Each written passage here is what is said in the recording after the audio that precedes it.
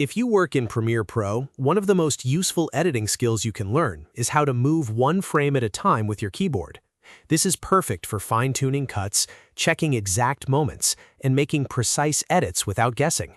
In this video, I'll show you the simple keyboard shortcuts for moving forward and backward one frame at a time, plus a few quick fixes if the arrow keys are not behaving the way you expect.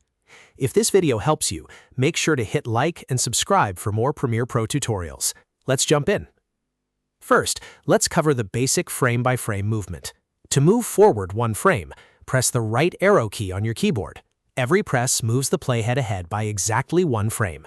If you want to move backward one frame, just press the left arrow key. Every press takes the playhead back by one frame. This is incredibly useful when you want to land on a specific moment, check the exact start of a clip, or make sure a cut is perfectly timed. Now, if the arrow keys are not working properly, the first thing to check is whether your timeline is active. In Premiere Pro, keyboard shortcuts only work in the correct panel if that panel is selected, so click directly inside the timeline panel first. Once the timeline is active, try the arrow keys again. In many cases, that's all it takes to get frame-by-frame movement working correctly. Another common issue is having a clip selected. If a clip is highlighted, the arrow keys may move the clip instead of moving the playhead. That can be confusing if you're expecting the timeline cursor to move frame by frame. To avoid that, click on an empty area in the timeline first so nothing is selected. Then press the left or right arrow keys again. This should let you move the playhead exactly one frame at a time. If you want a faster way to navigate, there are a couple more shortcuts worth knowing.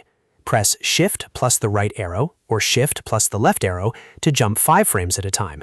That's great when you want to move around a little faster without losing precision. And if you want to jump between edits, use the up arrow and down arrow keys to move between cuts in your timeline. This makes it much easier to review your sequence and find the exact moments you want to adjust.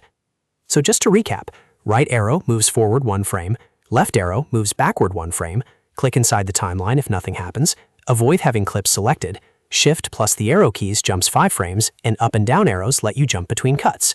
Once you get used to these shortcuts, editing in Premiere Pro becomes much faster and much more accurate.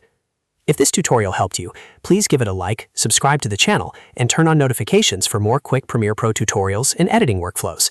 Thanks for watching, and I'll see you in the next one.